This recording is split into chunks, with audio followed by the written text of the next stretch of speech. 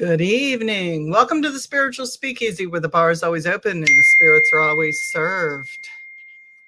Sorry, I've got people pinging that they're going to be late getting on. That's great. I love it. I love it. Thank y'all for those who joined tonight. I thought tonight, in lieu of, Mercury going back into retrograde, and I believe in Sagittarius, and we've had a full moon, and there's just been lots of things, lots of changes in the world, and people are very upset and hyper and agitated over that. And finding peace, and also messages from, sorry, I'm trying to get everything set up here, and messages from higher consciousness while doing QHHT, and just a whole lot of things I want to talk about tonight. And if you want, I'm going to set this on so like I can talk to you and I can chat. So if you tell me who's on and if anybody wants to go live, I will figure that out too in the moment. We will get this done. We will get this done. Hope y'all are doing good tonight. This has been a weekend for me where I missed my, I was supposed to investigate with Paranormal Task Force. Shout out to KD, who's owner of, and he and his wife are owners of Supernatural Inc., the broadcast station that runs my pod. Didn't get to go. Busted my tailbone a couple times, and that was just plain stupid. Hi, Courtney. Thanks for being on.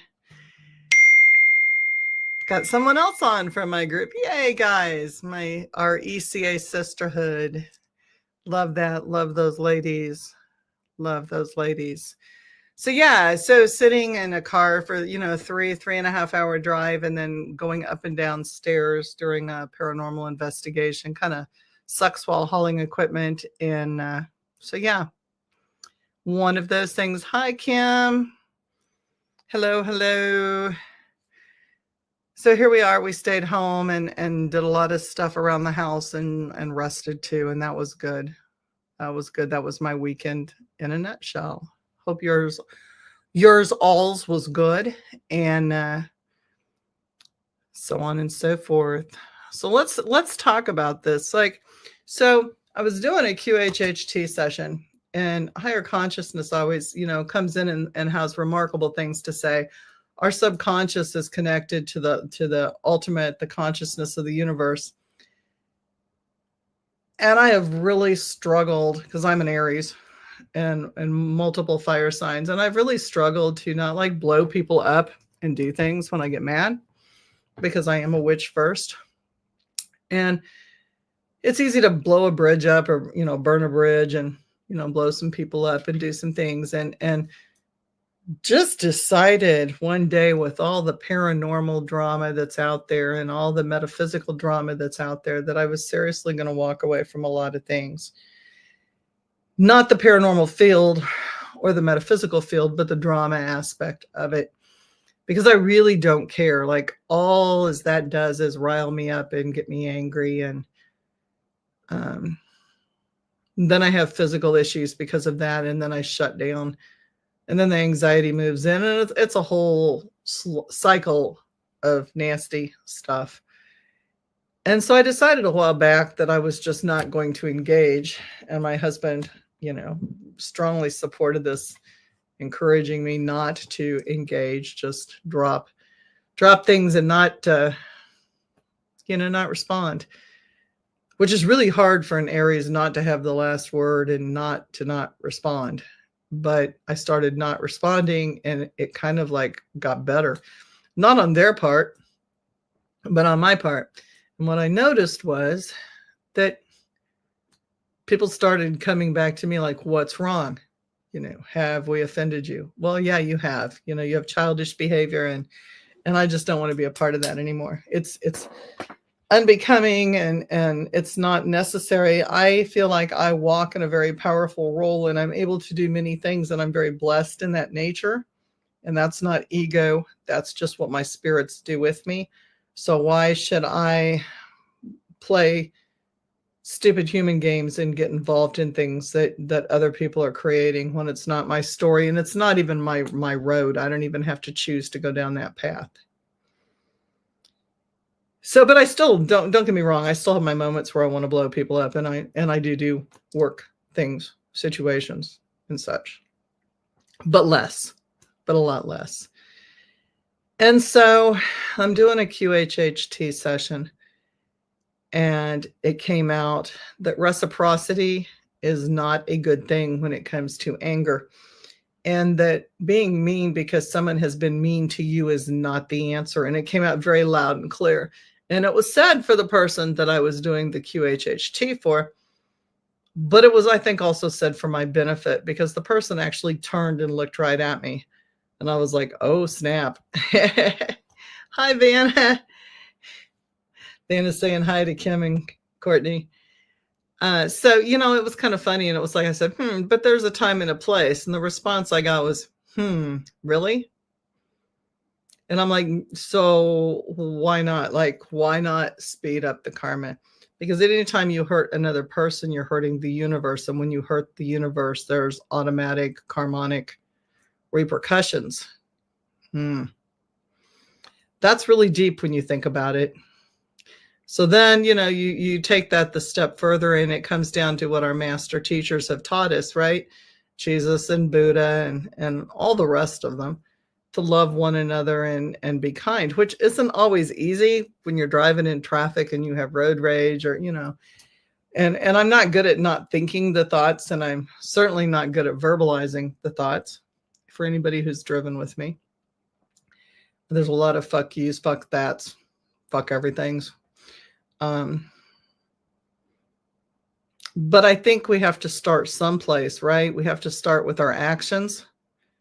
And we are in control of our own actions and how we respond to things and how we choose to respond to things. Like, do you choose to get angry about things, or do you choose to not get angry about things, or do you choose to let things go, or do you choose to forgive and forget, or maybe never forget, but certainly forgive, because forgiveness is for ourselves. It's not for the other person. So just some food for thought and discussion tonight. And also, how do you do that? How do you just walk away from something? How do you walk away from fear? How do you walk away from people starting shit? One of the first things that I learned when I was in Voodoo, when I was in Santeria and Ifa, was, good character. Have good character. Good character is, temperance. It's virtue. It's love. It's patience. It's beauty, not outward beauty. We can put filters in all we want, but that has nothing to do with how we behave on the inside and how we think. And gossiping is one of those things that so many people do. We tell other people's stories, and they're not our stories to tell. Like, that person isn't there to tell their own story. So I don't have the right to tell that story for them. And, when people come to us and they say, hey, did you know this person said this about you? Why are they telling us that? It's to stir the pot. It's to stir up things. And the timing of this was impeccable. I mean, it was just the universe, just like, because I had already put out there that this is what I was going to talk about tonight. And then, situations come to hand, and people, places, and things, and you just kind of go, the door just opened. So I'd kind of like to hear what you guys have to think about that, what you have to say about that. Please feel free to interact and type in your comments. If you want to go live, I will figure out, I can put the link out there. If somebody wants to go live, I will figure out how to do that and pull you up. I'm not sure how to do that, but I can figure it out. Or if you just want to type your comment and I'll read it out loud. Hey, Greg, thank you. I am sitting on a huge trucker butt cushion.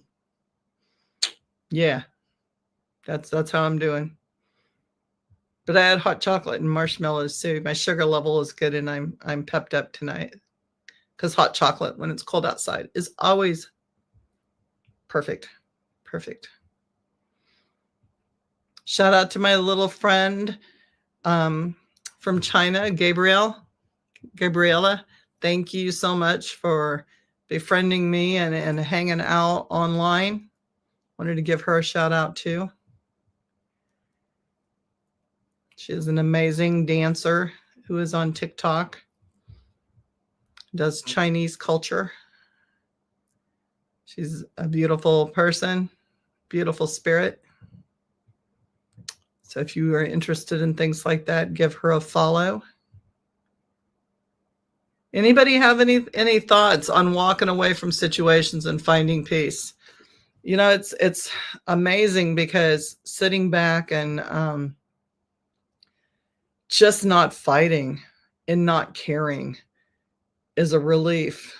And one of my other friends used the word, gosh, you know, don't you, when you go live and you go to say something and you just kind of go, shit, what was that word? The train just flew by and then you can't think of the word. The word was acceptance. She said, do you think it's acceptance? Because I said, I don't know whether I'm just like non-complacent or like just don't care right now. And she said, I think the word is acceptance. And I think that is a good word for what I am right now. Dana says, let me post this. Let me show this. I think the many points that you made are valid. It's important to reflect on these matters in every aspect of life, especially when processing topics like power and trauma. Yeah.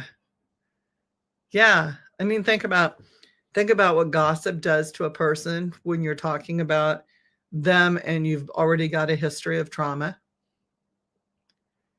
Think about what people in power and all of us that are metaphysical workers and or witches or witches in training or whatever, psychics, think of the power that we really have. It's not our power. It's we channel through things, but it's power that can be instructive and educational and positive to change the way we look at things and change the world. But it can also be extremely destructive because we have the power to hurt so many people by thought, word, and deed. And that's not something we want to do. I don't think.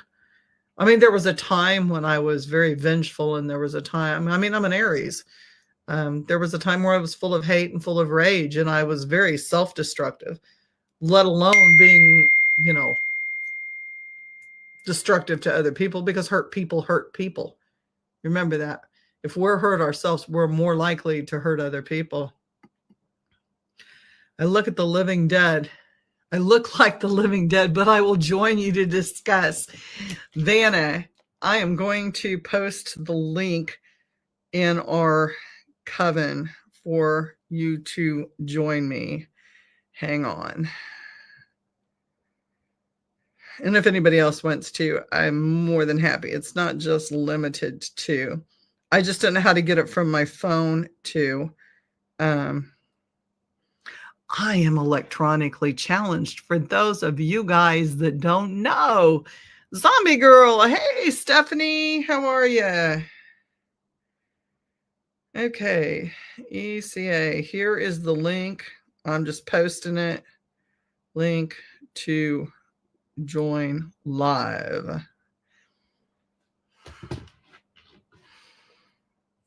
So good to see my fellow sisters on tonight. Sorry, I do have makeup on. I am a really bad makeup person. I put my makeup on yesterday morning, and I took a really long Epsom bath soak, but I didn't wash my face in the tub. So I have yesterday's makeup on. I know it's terrible. There's people that are going, oh, she what? Yeah, it happens. Sometimes it happens more than it should. Yeah. So some days, man. Angie says, I find it interesting when someone contacts you and says that you are being hit, but not going to tell you who. That is stirring the pot. It's exactly what that is. It is stirring hey, Rebecca. It is stirring the pot, and it's for the purpose of Drama. You don't do it for any other reason. Meanness and drama, and to get things stirred up and get people pitting against each other. And then take a step past that. Take a step past that and think, why do we do that? Why, you know, why does a person do that? Well, to me, there's multiple reasons why we do that. Hindsight's always 2020, but I think one of the reasons is things are too still in our lives, and we have to feed that drama. We have to feed the negative. Negative has to be fed. So when you're sitting unclean, the biggest source of fight or flight or adrenaline is to get other people going. And if you get other people going, then fuck, man, you're fed, you're energetic, you're right in the middle of that shit doing your shit. I'm adding Vanna to the stage. Let me see if I can get this looking better. That did not do it. Hang on. I don't know, man. The people, I have other pod people that like share this stage thing with me, and like, there, that's better than nothing. You get to see my messy room. That's okay. I just got back from the farm, so I know I'm looking a little bit crazy. No, I appreciate you joining. What's your thoughts on it? Well, okay, so you brought up a lot of really good points though. So, I mean, I think that it's important to recognize when we have these feelings of like revenge and anger, and we want to get back at, the people who've put us through so much, right? Mm-hmm. But I see those as opportunities as like growth, right? And really hard times for reflection. Like if I find that I'm having like a strong emotional response to something, it's usually like I have to figure out if it belongs to me, because I'm really good at like picking up other people's energy. Yep. So there's that. But then when it is, and I can recognize exactly where it's coming from, and I see all the pieces. Those are really big challenges. And I think one of the things about being a human is that we're always trying to find the meaning behind something. Mm-hmm. And the purpose. And most of it's just kind of like, I don't know, when it comes to challenges, at least like big things that's hard for us to process, it's because it's, I don't know, trying to guide us to be a bigger or better person. Yeah. And it's like totally cool to use like anger and even hate and malice and things like that. You can take those really powerful emotions and you can channel it into productive things, right? Absolutely. You choose what to do with them. It's for like, sure. Is the glass half full or is the glass half empty? How many times does somebody have a tragedy and you watch them say, yeah, but the silver lining in this is, and I'm looking at them going, man, you just like you lost family members. Something happened that was horrific. And they're still going, yeah, but my belief system is they're at peace and we're the ones, and we get to celebrate now. And it brought family more together. And I'm going, man, to be able to look at something and find that beauty, no matter how skanky and stanky it is, to find the beauty in it. Turn the other cheek. Greg, yeah, we're supposed to. That's hard. I'd rather flip the cup, flip the hourglass, and see it through a different set of eyes than have to literally turn my cheek. I can't. I'm too much Aries. I can't do that. I think it's a context though thing, right? I mean, it really depends on context. You can't just have I don't know, like a catchphrase like that and just kind of apply it to literally everything, right? Because it depends on what we're dealing with and who we're dealing with, right? There are people, they're totally there to, I mean, it's hard to understand what their purpose is in the ecosystem because they are such rotten scoundrels. You know what I mean? Yeah. But it's just kind of like, okay, so what would be the purpose of me turning the cheek? Like, what am I fulfilling with that? Like, am I learning a lesson that one time you hit me in the cheek? Or am I offering gratification to somebody who's already a predator? You know what I mean? So like, it really, I think it boils down to the context.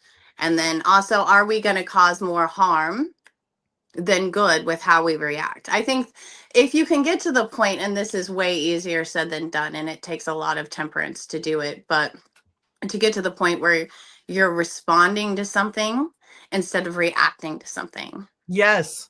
And that takes a lot of discipline. I am still like, like when I'm driving, my verbal and my thought responses are still really off the chain, like way off the chain. I every cuss word that goes through my mind, I'm calling people names. I'm like telling them what I want to do. I mean, that's just how it is.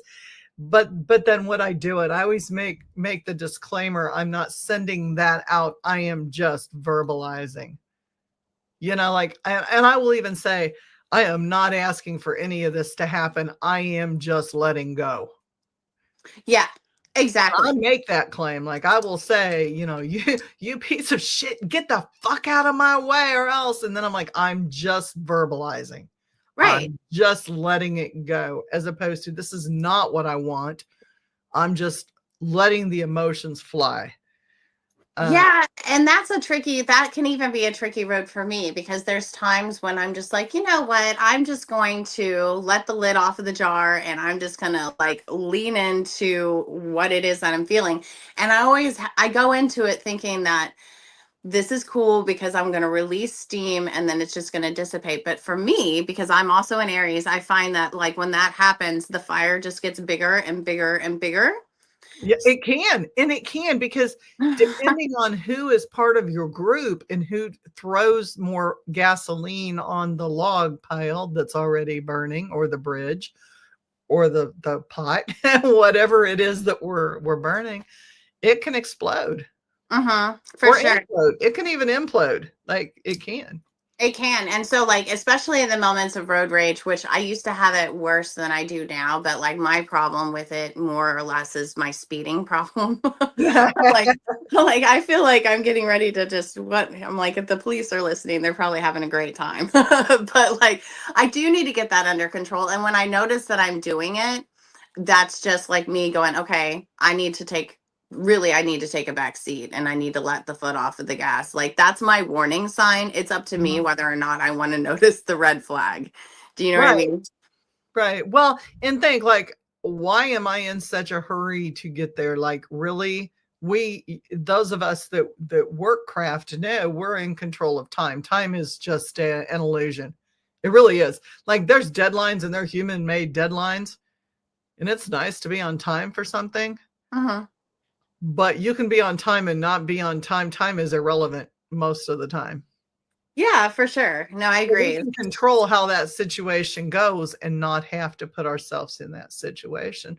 Just like we can control our emotions and how we feel about what other people have done. And, so the other thing that happened with, I don't know if you heard the first part of it, like the higher consciousness telling my client and telling me that, Greg's in Aries too. yeah, he says, but not getting my energy. Uh-oh, another Aries. Yeah, but yeah, you don't have to give your energy to anybody. That's the thing. For sure. And, the higher conscious stating really loud and clear, like you can't hurt. When you hurt a person, you're hurting the universe. That's each one of us is part of that universe. And whether we're the bugs, we're the cockroaches in the locker at the airport, that's how small we are compared to the greater universe. We still matter. And so if we're hurting each other, we're hurting, or ourselves, we're hurting everyone. Well, and then again, it goes back to like looking back at the word of like power and stuff, right? So, like you mentioned some of the like paths that you've gone down through your studies. And, some people would be like, oh, wow, that's, that can be some dark stuff. Like, like Santeria. Right. Yeah. Like, but it's like, yes, it can be, but there's, like, it really And it can be boils down beautiful to the too. practitioner. I'm sorry. It can be beautiful too. Oh, for sure. It's what we do with it.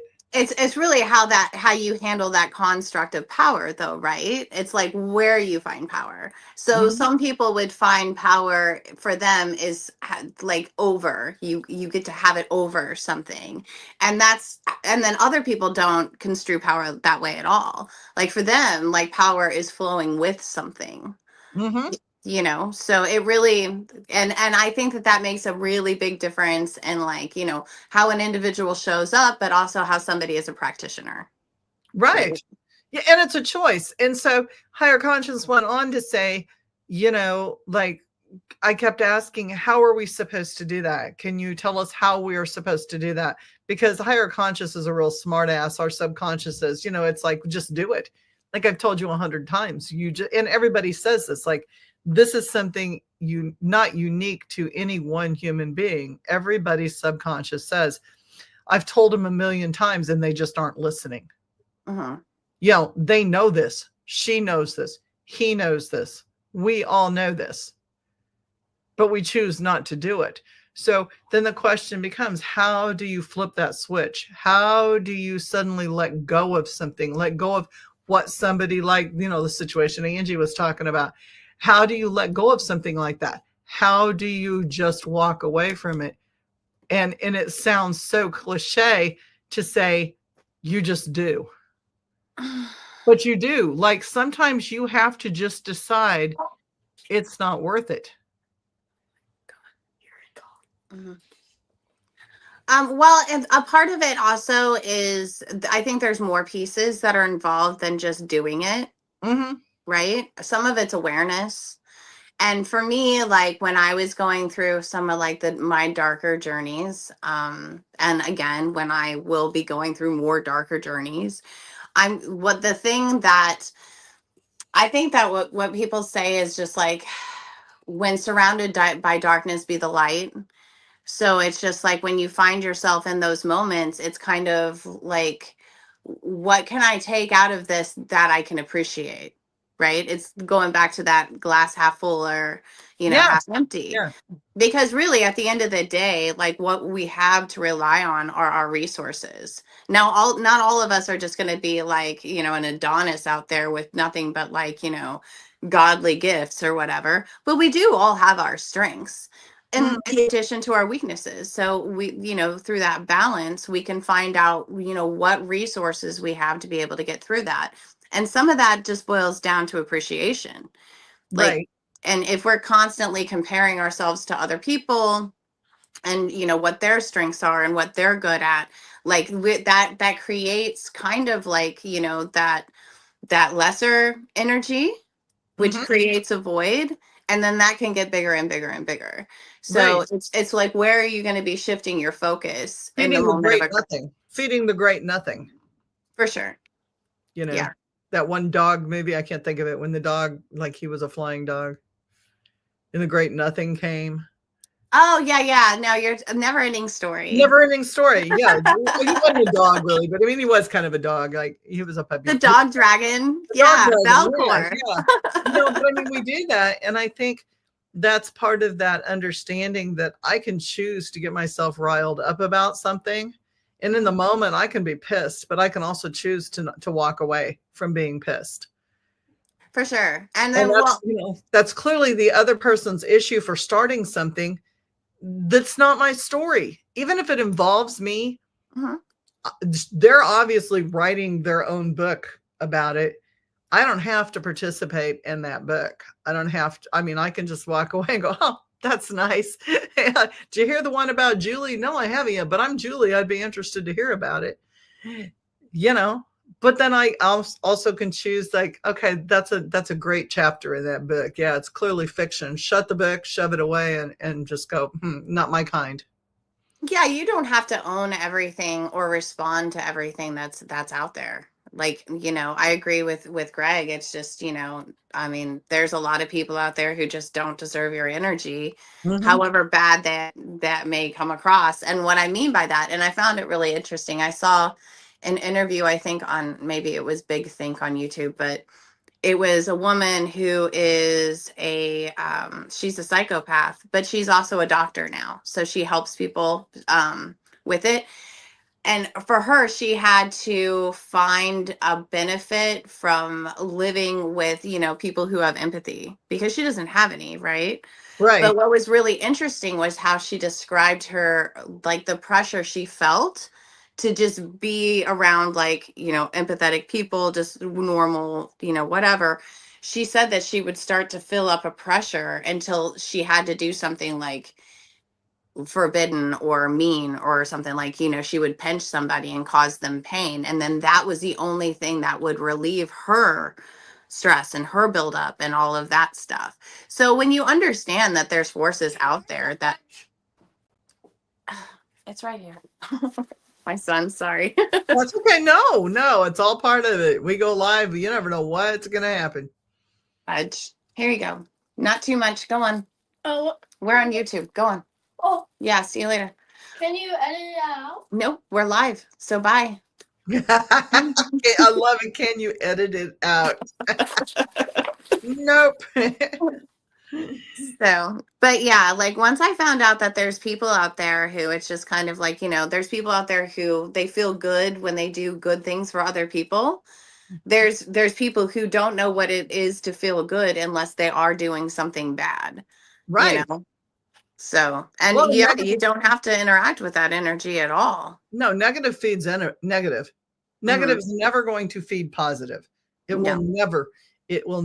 Negative will never attract positive unless the positive feels is an enabler and feels the need to fix the negative. Well, that's part of the spell, though, isn't it? Like that's what makes the organism successful. It's to it's to feed off people's shame and their guilt to be able to enable whatever behavior it is that they're gives you the gratification of the feeling like you're more powerful. Because you're manipulating the situation to your favor, right? You're getting what you want. So, and even if you don't know, because there's a lot of enablers out there that haven't learned that. I mean, it's a learned behavior. It's a personality disorder type of behavior, right? Like it's an abnormal coping mechanism that we have learned to get us through situations that make us uncomfortable. Yeah, Satir actually, Virginia Satir, she talks about the communication stances, and which she we talk about how we have trauma responses or anxiety and fear stress responses, but so in those moments we tend to display a particular body language, like when you're fawning, you're on your knees and you're pleading with somebody. When you're fighting, you're clearly aggressive. But all of these things, like it's really amazing because you can just turn the audio down on life and just watch people's body languages, and like their body will tell you exactly what they think, where they're coming from, and what their motives are. The problem is we listen too much. We do. Well, it's like scrolling on Facebook. We choose, like you see somebody that you don't like, unless you block them and then you don't see them, but you're scrolling through and you see an ugly post and you make the choice to stop and read it, knowing what it's going to do. And then even to respond. Yeah. So if it's going to trigger you, don't read it. It's kind of like if you're watching, if you pull up your menu on your cable channels and you see the list of shows and you know that you're not into horror or gore, then why would you stop at a Hostel or a Saw movie? Like you have the choice, though. You can't say, well, I was traumatized by that movie and it's the movie's fault. You chose to click on that. Well, that's the accountability piece, right? It is. And that's a big part of, confronting anybody. Well, usually when we feel defensive, we feel it's because the other person wasn't accountable for something, right? And then, but it's just like at the end of the day, we still have to ask ourselves how we were complacent in whatever cycle took place, whatever pattern. Yeah. You know what I mean? Yeah. For sure. That's to me, that's part of that walking away. So yeah, there are steps to walking away, but you have to make those choices. It's all about choices when you walk away. It's about accountability. It's about your own choices, what you choose to feed off of and not feed off of, feed into or not feed into. Where are your limits? Where are your hard boundaries? Yeah. Yeah, and that takes a lot of internal work, and that can be hard to do just because it's hard to go inside and do some of these assessment keys, but also when we have external factors like bearing down on us and pulling us and distracting us, it's really hard to go in and have those like really like deep and meaningful I guess, just check-ins with Yeah, yourself. self conversations. Yeah, for sure. And is that like really kind of, I know that QHHT is like past life regression hypnosis, right? It's not just that, it's actually that's one stage of it. It's talking to your it's a full history. It can be healing physically and mentally. It can be generational healing and dealing with the causes of things that may have happened many generations, millennia back, the decisions that we made back then. So yeah, past life, but also how does the past life affect our current life with our Oh, for current sure. cast of players? And then dealing with the subconscious or the higher consciousness and finding out what path we should be on and where are we going? Like, what messages are we not hearing? What symbols are we not seeing that are being delivered to us every day, hitting us over the head with a 2x4? And we're stubborn and we are like going, yeah, I know that's probably something, but because we all do that. Yes, I do. I complain about that all the time. I'm just like, and it's always the quietest voice that's like, you should do this. And it's like, yeah, that's a really great idea. I'll do that. But then I get distracted and then I don't do it. And it's just like, but and I think it's just learning to develop that ear, Mm-hmm. and I mean, so many people will look at moments in their life like that, those little like key reminders that come up, and they don't see it for what it is because they talk themselves out of it due to the mundane in which we're used to like operating, Mm-hmm. or it just seems so opposite of like the mainstream, like where everybody else is kind of headed or doing or things like that. And that can be, you know and again, it's a very quiet voice. So it's learning how to distinguish the different kind of voices that we all have in our head without being, It's schizophrenic. totally quiet, but don't you think too, like there's a reason that everything is so colorful and technology and digital and AI, which we're all, most of us use, right? The social media, it has bells and whistles and cool vibrations, and it's got this stuff. It distracts us, just like TV or my K-pops or my K-dramas or the music or whatever. It's all distracting. It keeps us from focusing on bettering ourselves. Yeah, it does. And I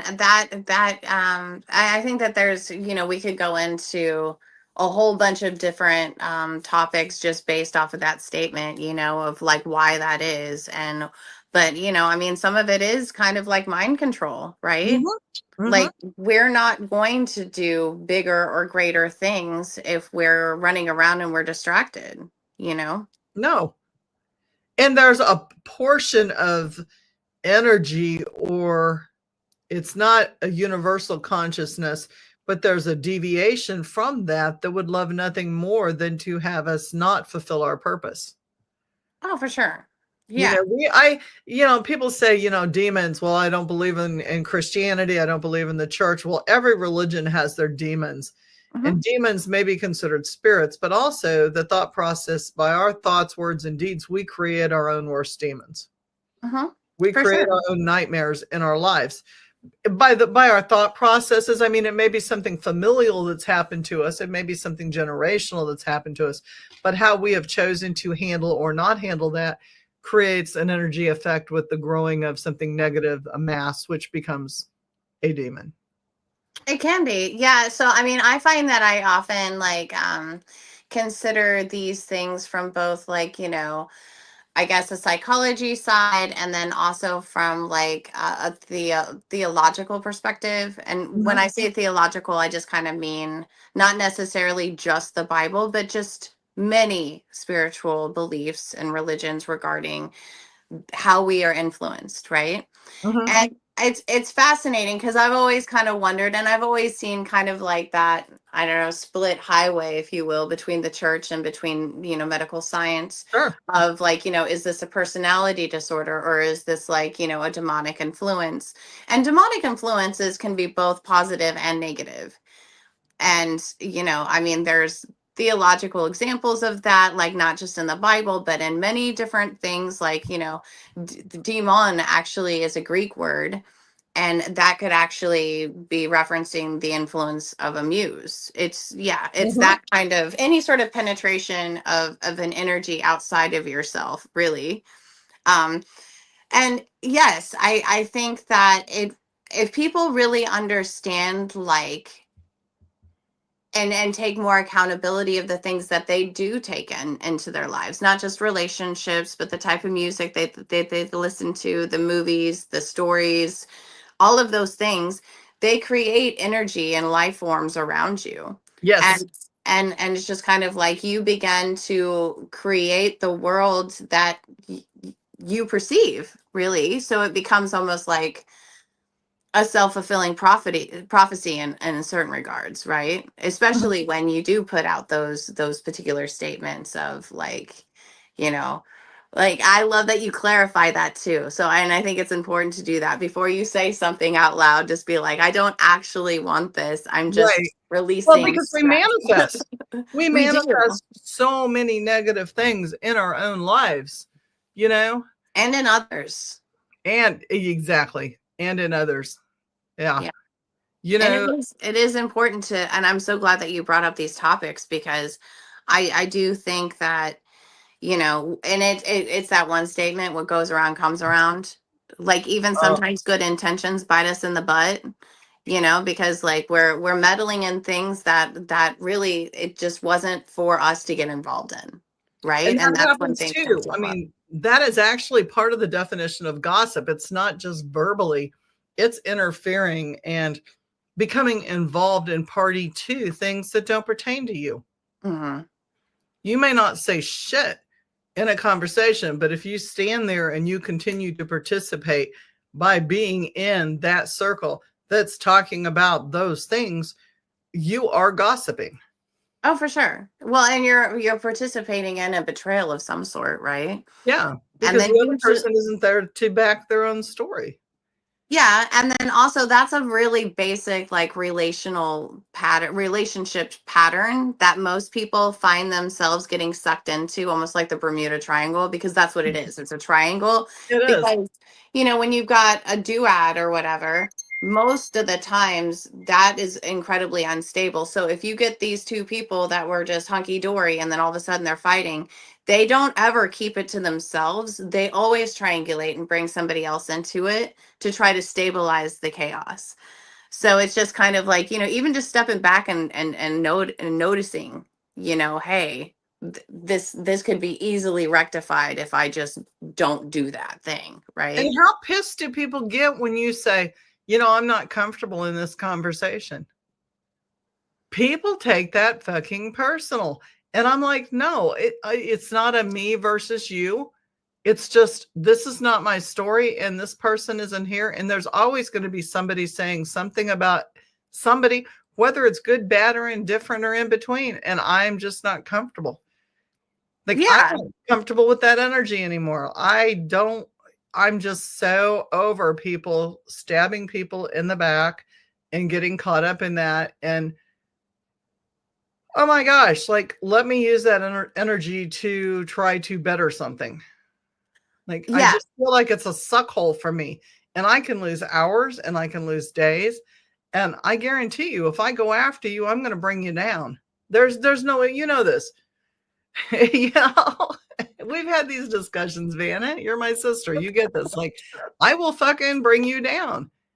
Well, but what if I choose not to do that anymore? Like, for that moment, what if I'm making the conscious choice? I just don't want to be a part of that, so that I don't feel like I have to do that. Like, yeah, I think that that's a wise choice. And it's also completely acceptable to just say, hey, um you're A, and then or whoever that person is A, and C isn't here. And I feel like with C not being here, we have a missed opportunity to collaborate on a solution. yes. So, like, if we're having a conversation and it happens to be feisty and there's a lot of criticism in there, but it comes from points of care, like genuine care and concern, Right. that's completely different That is than different. somebody. But that's still conflict, and that can be enough, right? But then again, like, it really, at the end of the day, I think the best way to approach that is just be like, is this a productive conversation in the regard that they're looking for a solution? They really want one. Yes. Or Because is this we just can we can salute, we can fix it. I'm just making up words now. we We can can. You we can can always salute. we can fix the problem, or we cannot fix the problem and we can make it worse. For sure. And I think that no, I don't think that energy vampires is off of the conversation. You guys are a part of this too. Yeah. How do you control being getting your energy sucked by energy vampires? I think that that's part of it though. Yeah, it It's is. like going, okay, is this person just spinning my wheels because they actually are they get joy from seeing me, like, get worked up? And if you Mhm. notice that that's joyful for them, then their whole goal in life is to see if they can get you to stroke out. Like, so that's not fun. Well, Like, or if you feel drained, like if they're constantly going, like, oh, can I have a hug? Or they're wanting to touch you, or you feel like you're drained, like, you're being drained by them, then you need to put your shield up. Like if you choose to still be around those people, and sometimes there are kids, sometimes they're family members or, spouses or whatever that we have to be around, or well, you never have to be around anybody, but you choose to be around.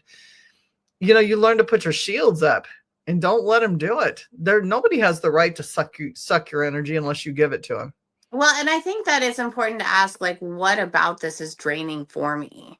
Mm-hmm. And like isolating those actual things. So, like, if you're having a conversation with somebody who just wants to talk about, well, okay, let's just put it this way.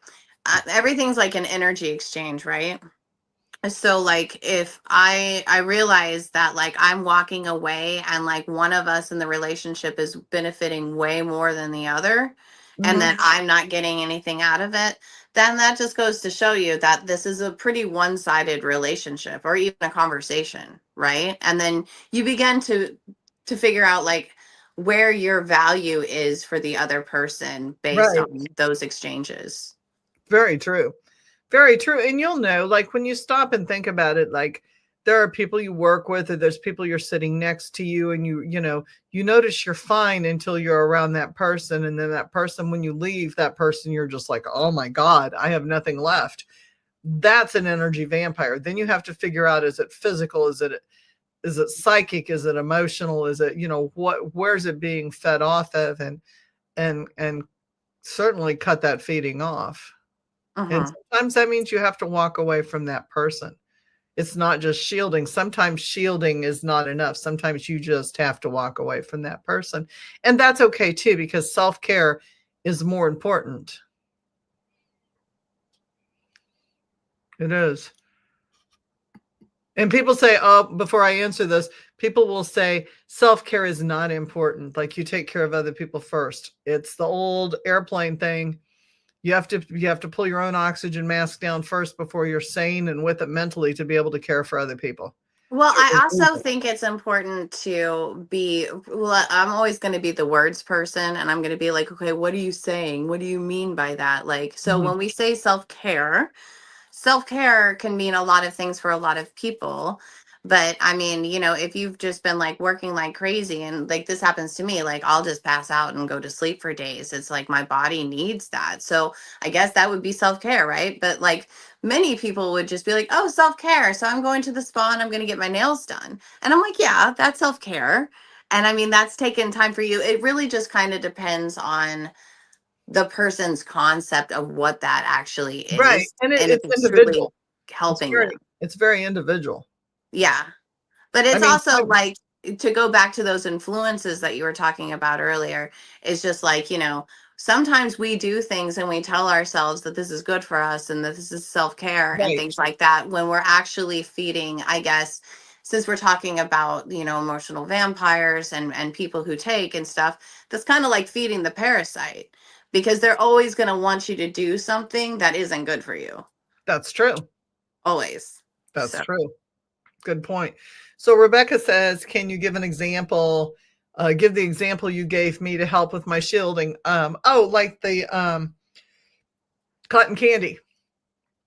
Is that the one? Like, and it works. Like people, it works. Like you go into public and you step out of your car, or your family member comes over or whatever it is, and you step out of your car and you think of cotton candy. Like most of us have had the experience of seeing cotton candy.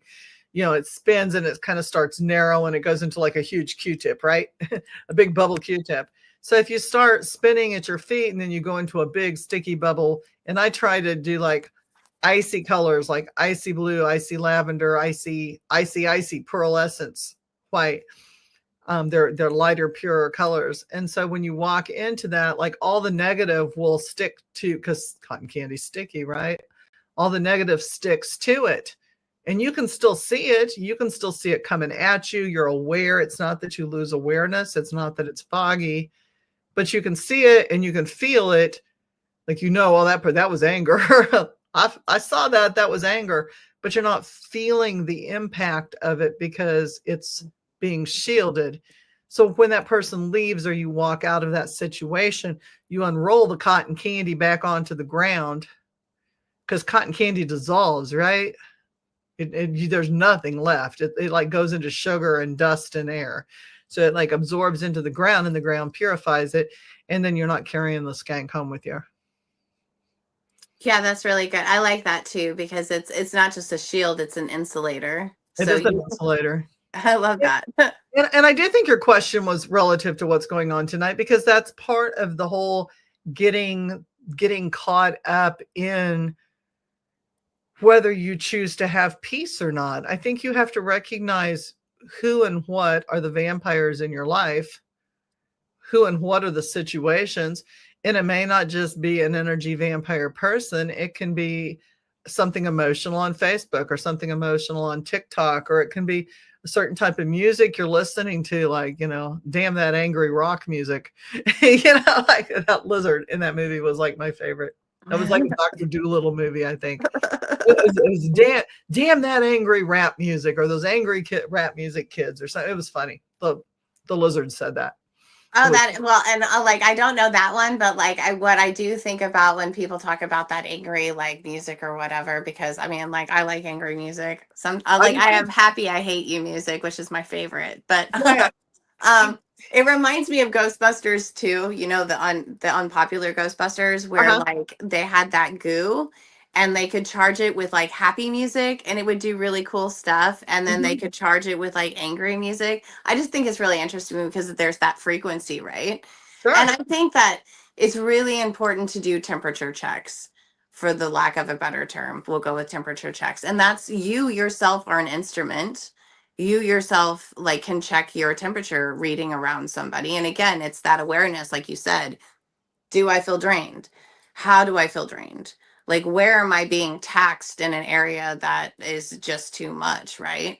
Yeah. And it's just like, and everything that we encounter, because we ourselves are almost like little radio stations of things that pass through. And oh, what are we confused? Oh, are you confused about the cotton candy?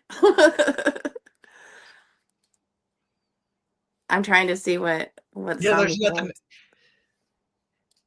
Tell us what you're confused about and we will clarify, or we will attempt to clarify. It doesn't always work for me. I'm making up words as I go. So, but yeah, it's that music. Well, I have a playlist too, and it's considered my walk-in power playlist. And you've heard some of that when I work on people.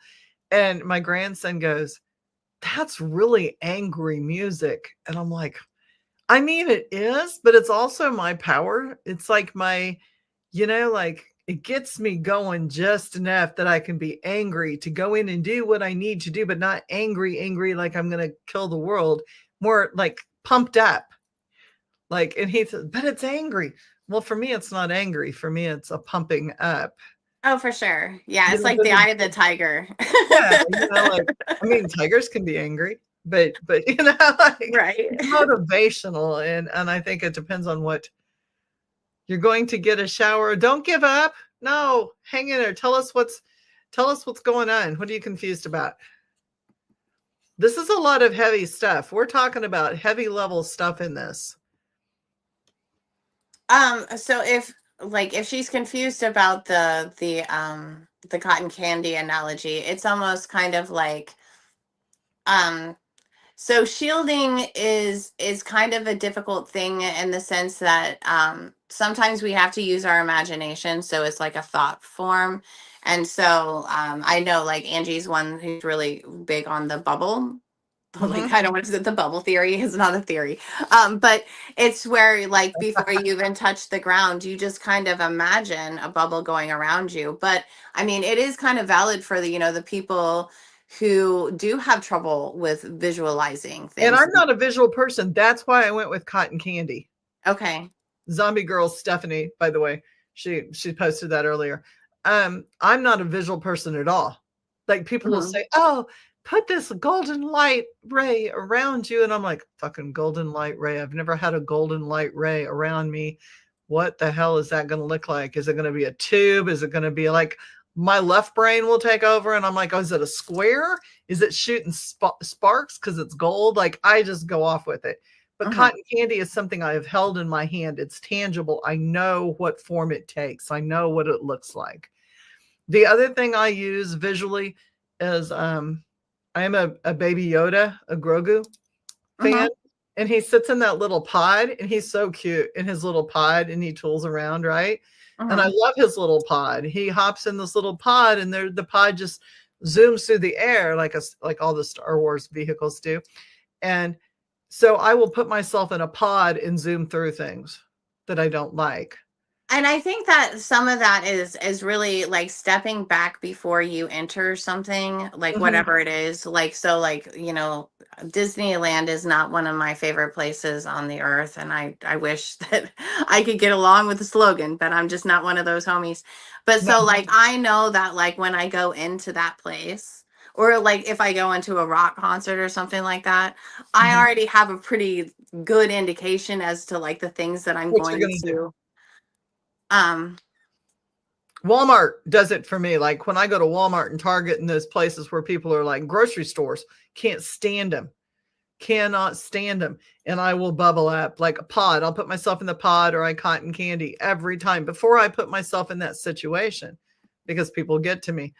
Greg says, I've tried to keep me neutral in most situations. And if I have to put on flak jacket and talk it out, I talk rather than assume. And that's basic. Yes, we should do that. Let me clarify what makes you think that? Why did you say that? Where are we coming from? As opposed to reacting with anger, Well, and I think that that's what it is. Like, again, it's like going back to like making sure that whoever you're interacting with, like you truly understand like what they mean. Because we all have, and this is kind of like the social construction aspect of it. So like, you can take any word like home, for instance, right? Like we all objectively know what home is, but each of us, your home is very different than my home. So like, and it means different things to us. Yes. So like home is a trigger. Home is a trigger for some people. So being aware that the word home could be a trigger for someone who is homeless or had a really shitty home.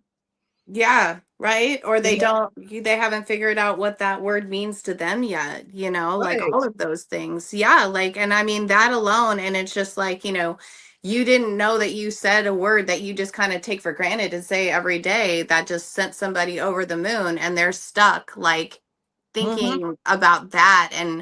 And instead of like taking themselves out of the situation, they're kind of just having like a huge reaction. But, understanding that not everybody means the same thing by the words that they use is a huge thing. That's number one. And then number two, many people I've noticed, at least recently, on a social level, tend to like well, as all humans, we're designed to like scan for threats, right? We're constantly looking for something that's going to hurt us. And so in that mode, it's hard not to be incredibly defensive. Absolutely it is. right? And Absolutely it is. so to want to Greg's point, like, yeah, like, I mean, we're all Aries, so like we definitely have a different kind of a walk about us, like when it comes to these things. But like, I mean, I'm not conflict avoidant, but I don't prefer conflict, but at the same time, I won't shy away from it because No, I don't necessarily see it as a destructive thing when it can be utilized productively, right? But right. you do have to take the opportunity, and it's a little bit of bravery and courage to be like, hey, I feel like we had a missed opportunity here.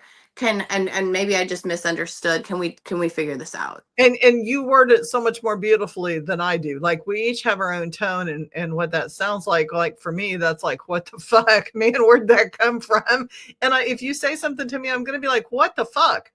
Why did you say that to me? I'm going to ask you why you said it, but it's not going to come out super pleasant if I'm texting or if you're on a phone call. I'm going to be like, what the fuck, man?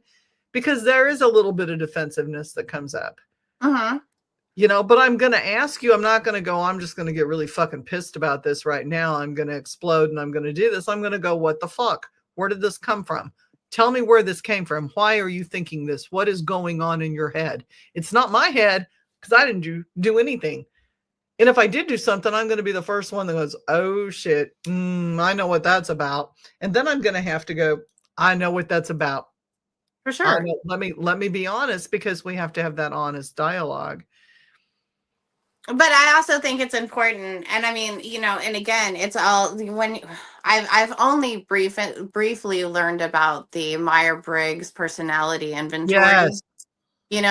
But when you Hundreds of them. realize it's so hard though, when you realize that when you're interfacing with these 16 different personalities, right, that they all have a different way of perceiving. We all have the same perception points, they're just ordered differently. Right. So like how somebody filters information will be incredibly different from another person, and that alone makes life pretty frustrating, especially if you don't recognize how the other person is perceiving the situation. Well, so two cars hit in an intersection and there's only two cars there, and do you know how many different color cars witnesses will tell you they are? Oh, for sure. Yeah. And it's not that anybody's lying. It's really what they thought they saw in the moment. Yeah, that's why witness testimonial doesn't really go over well in the court of law. It's just not considered consistent. Damn it. Tell people, I didn't get a chance in the beginning when you came on, and I'm my bad for this. Tell people what your background is. Well, let's see. So my educational background was in mass communications broadcasting. So but I was kind of like, we studied more in journalism, right? The who, what, when, where, why, and how. And then I went out to Los Angeles and I got into film festival circuits, and then I got hit by a car. So my whole life just kind of spun out of control for a while. And then after I had like a bad relationship, I got back up on my feet due to the graciousness of some family members and their support. And then I was able to go back to school. And now my background, well, my recent degree is trauma-informed systemic marriage and family therapy. So I basically look at relations on a systemic level, but on an individual level. So it's just like, how is the greater world impacting you? And how are you impacting the greater world? And is this coming from a defensive place? Like, I don't really see people like in pathologies. I see people reacting normally given the circumstances. And it's just like, how do we get control given the context of the situation? Right. Right. And then help people change. And that's so hard because sometimes our role models were not perfect. Hell, I mean, as much as I loved my role models, some of them, they weren't perfect by far. They were far from perfect. On a perfection scale, they were pretty low, like, because there's no book that comes with it. And just like any theory, if there was a book that told us how we needed to make it through life, it would be based on a person's theory. And there's many theories of what we're doing in life. So there's going to be many ways to go through it. And sometimes it's not the prettiest, and it's not the happiest, and it's not the most eloquent. Sometimes it's just butt fucking ugly. Yeah, well, and that's a big piece of healing, right? Like when we recognize that that our heroes are flawed, Yeah. right? And then I mean, but that's a huge part of being human. Like, however, like as much as our ego would like to tell us that we got this in the bag and that we can be perfection and we belong on pedestals and walk on water and the whole nine yards, that's just not what humans do. Humans are like prone to screwing things up. It's kind of how we learn. We kind of we're I'm sure the gods and all of their many forms are highly entertained by us. I can Oh imagine yeah. them not being because I think we're funny. I think I'm funny, especially when I screw up. But like that's how we learn, unfortunately. And it's about like how gracious are we going to be towards ourselves in that moment and towards another human being? Like are we going to find our common factors Yeah. and have grace for fault, or are we just going to because every perfectionism, the pursuit thereof, is also driven by a motivator that's fearful. Well, don't you think most, most, that's a pretty general word. I get that. Over 50%, let's just say over half of the human behaviors that are negative are directed by fear. Yes, for sure. And I that's mean, why I would it's even say maybe 75%. yes, definitely. And I mean, and it's so funny because this reminds me of the Donnie Darko movie. Oh, I hate that movie. I think it's hysterical. That woman Oh, with her like blackboard. She's like, there's fear and there's love. But I mean, it really is kind of true. Like, so I mean, if we're coming from a place of fear, mhm. we feel like okay. Unfortunately, that's our limbic system, which is one of the older parts of who we are as a human, like in our pre-evolutionary stages. And I know you know this, but so like when we're in those moments of reacting, right? That is definitely not when our frontal lobes are engaged. So No, it's like no. 98% like that we can count on is not going to be intelligent in those moments. That is true. That So is it's true. like I think that those are like the red, yellow, green lights that we need to pay attention to. Like if we are feeling like highly reactive about something, that's all the reason in the world to just pump the brakes on something until we can become collected. Because if we're going to keep moving in that gear, it's likely we're going to screw something up, right? And it's like going downhill, like a big steep hill without your brakes on. Like you're going to gather momentum and it's going to snowball and it's going to get huge. For sure. For You know, sure. Yeah, and it's kind of like it's that inertia. You get caught into something and then it's just like, if that path happens to be fueled by all of the wrong things, then I mean, it's guaranteed that, things are going to pretty much implode in your life, yeah. and it's unfortunate, but some of that is the awareness of like, and that could just be like, you find that if you're highly dissatisfied, there's two sides to that. One of them is because you're absolutely being deprived of like serious needs that you have that you need to validate and see to be taken care of, Mhm. or sometimes it's out of place of selfishness. Right. So, before we jump down somebody else's throat, which is really easy to do, and I'm sure there's always plenty of reasons to do so, we Mhm. really have to go, well, what's going on with me, right? And then, like, so to go back to the emotional vampires and things like that, it's just kind of like if we keep finding ourselves in a cycle of like these particular people coming around, and you had mentioned enabling, it's because we're enabling them to come around, right? Yes. There's a reason they keep coming back. Right. And There is then, a reason. so the people who are feeders, they are the ones who like provide a food source, I guess, for these people.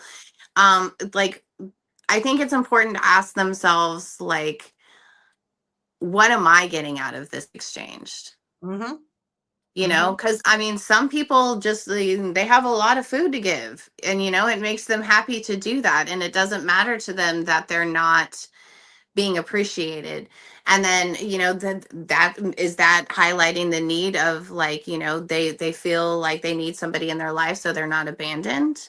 Like all of these like these situations can lead to paths of enlightenment and Sure. for us to become stronger. It's just whether or not we're recognizing the opportunity. Right. But I think it's important. Oh, I'm I sorry. was just going to jump in and say, and career path too for Zombie Girl out there.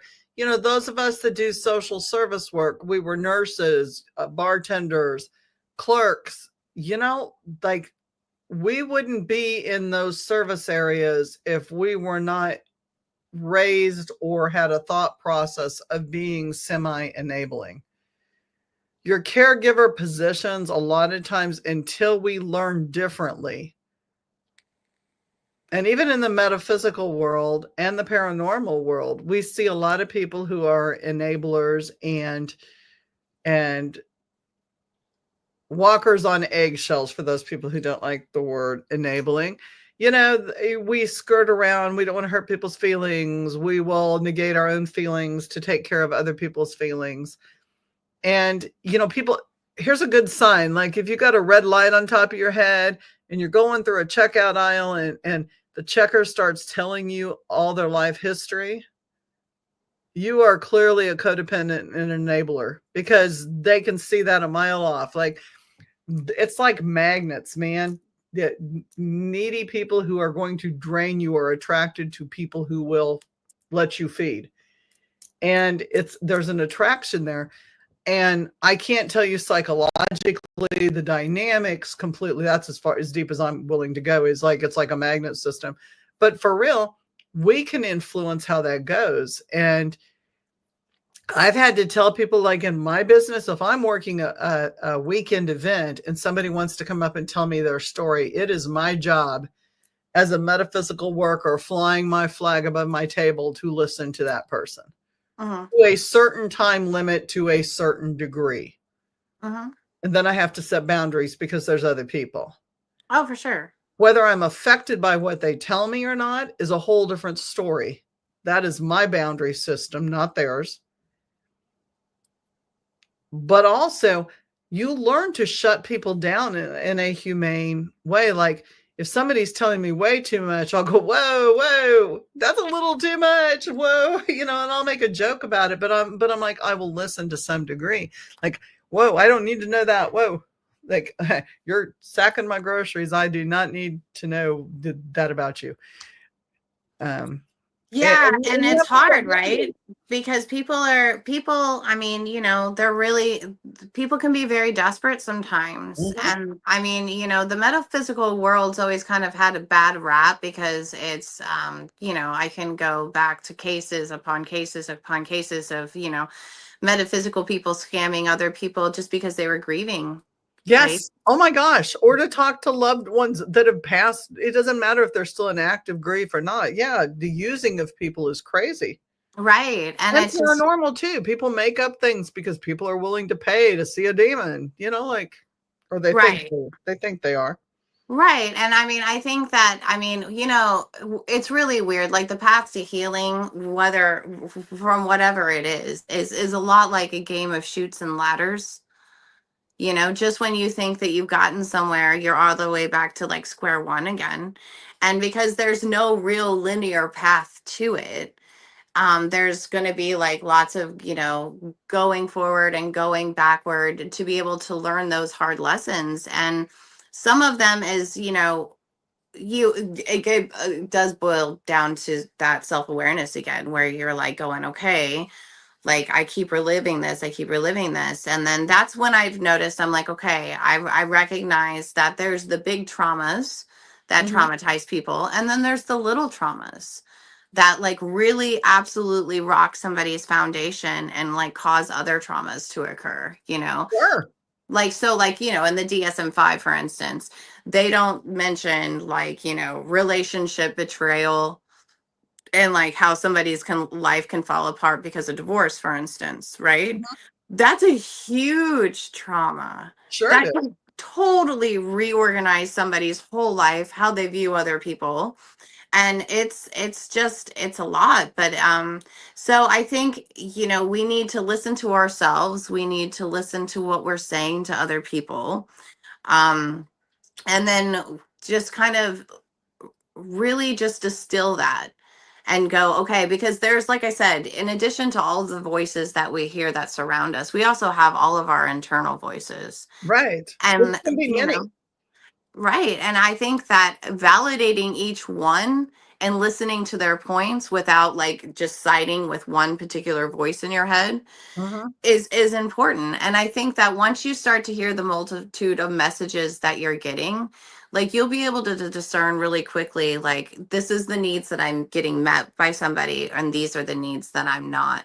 And I mean, I think that your point about, you know, it's interesting to see the people who are willing just to talk to anybody about like some like really deep dark stuff. Like if you find yourself in a position like that, like it's not unkind to say, look, wow, you're going through a lot. Do you have somebody that you can talk to in your life? Mhm. Like, do you have a therapist? Do you have a support system? And it's just like, Right. you know, because this is out of my realm. Well, and understanding, being a bartender, that's an open thing because you're serving spirits. Whoa. Let's That's let's huge. let's even talk about the context of that. I don't know if Zombie Girl's still on or not, but you're serving spirits. You are serving spirits that are not always kind. Most That's of the right. time they're not. And you're serving them, and I'm not judging at all. I mean, I am a spiritual bartender. I advertise that. I am the paranormal courtesan, which if you look up the word, if you don't know what it means, but but you're serving alcohol, you're serving spirits to people that are not there most of the time for happy situations. No. I mean, alcohol, yeah, well, you can be happy and drink. Like I drink, I'm pretty happy most of the time, and I drink. But I'm entertaining a host of spirits that I can tell you once the drinking starts, I can tell you who's on board with me Oh, for sure. and what's on board with me. But as a bartender, you're not aware yet of what these people are carrying with. And now you're imbibing those spirits that are feeding off of spirits, and the whole negativity thing picks up, and you're in a whole different zone of energy vampires. I mean, for real, that those things will come out and suck your soul. Oh, If you absolutely. don't set boundaries, your soul will be sucked. I think that's really awesome that you brought it up because I think about those topics a lot actually, which is and yes, Greg, I do too. Like picking up a Mhm. lot from a hug and stuff. Um, I have to be careful with my shields because when I listen to people talk about their stuff, I do get their emotions and then I carry them with me and then Mhm. I like sort out their problems and then they're usually not here when I'm like, I got it. But And like, half the time they don't even care. That's the other aspect. You've spent more time worrying about it than they have for working sure. on it themselves. Yeah, that's another thing. And that's a me thing that like, you know, that comes with practice and it comes with time and just, you know, it's a part of that maturing thing that one has to do when they are a healer. Mhm. You know, and I mean, a part of being a healer is yes, you do take on their things so you can heal them, but you also have to heal yourself from what you took on that wasn't even yours to begin with. No. So And we that, do that so frequently. Oh my God. If I had a penny for every single time I took on somebody else's shit, oh, for sure. But I like to mean, go I back would to your be, point about the spirits, like, so I think it's really funny how like as things like, you know, get rebranded throughout the years, but if you go back and, you know, the centuries, you'll notice that, you know, alcohol was not called alcohol.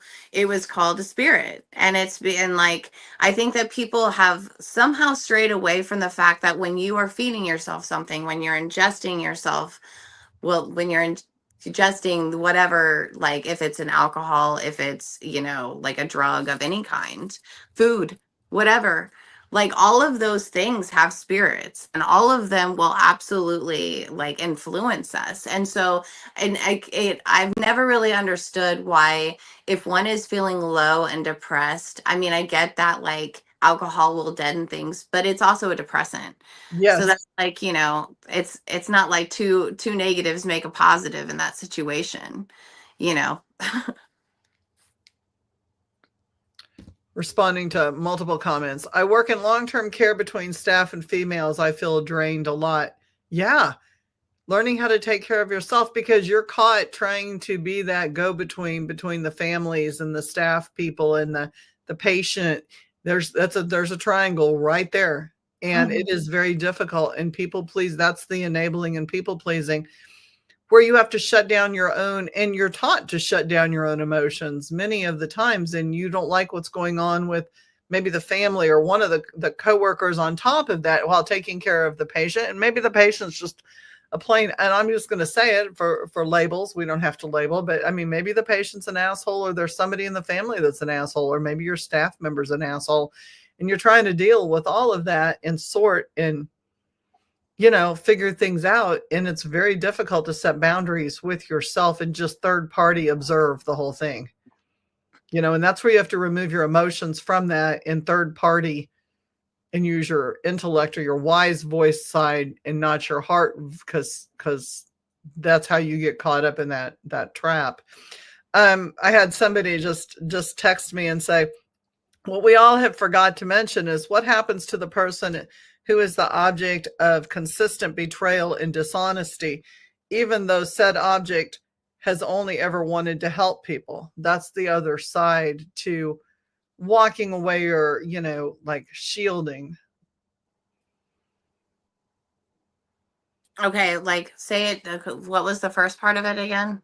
What we have not mentioned is what happens to the person who is the object of consistent betrayal and dishonesty, even though that person has only ever wanted to help people, and people are dissing them and being dishonest to them and hurting them, causing drama with them. The whole, attack. Yeah, well, it's unfortunate because again, like those people have found that like the object, the person that keeps trying to reach out and help and be good no matter what. Like you're trying to get validation from people who they say that they want your help, but they don't really actually want it. They just want to bleed you of your resources. Yes. And they actually get the help that they receive is to see that person go crazy. It's to see that person lose stability, lose control, lose all of their resources.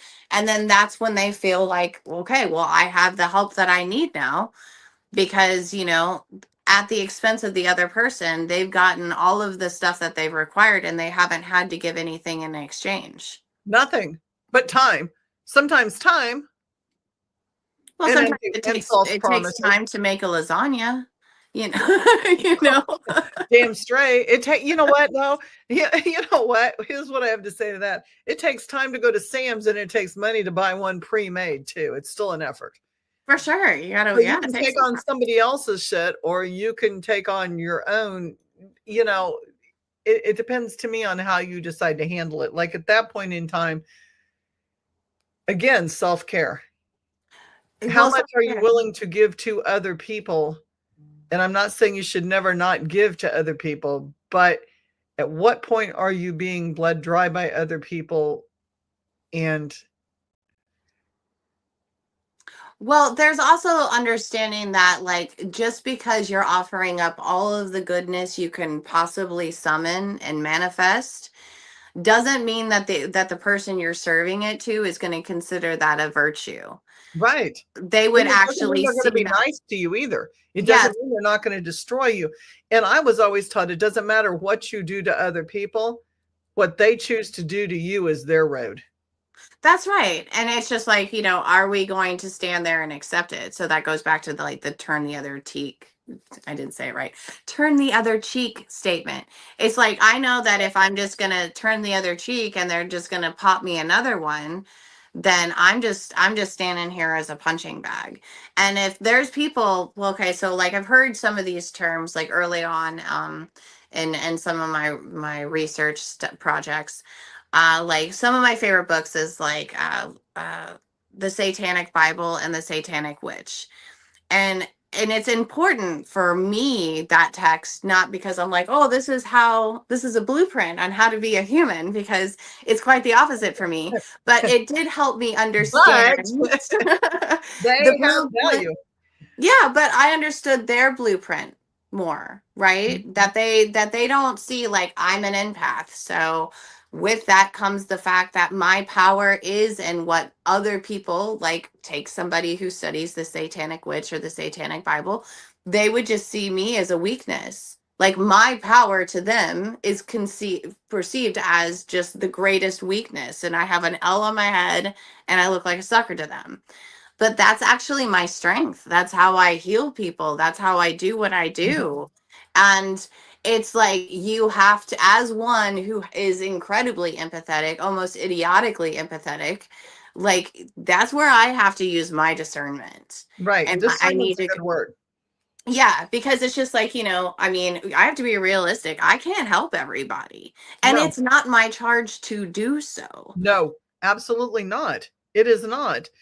And knowledge, going back to those references, knowledge is power.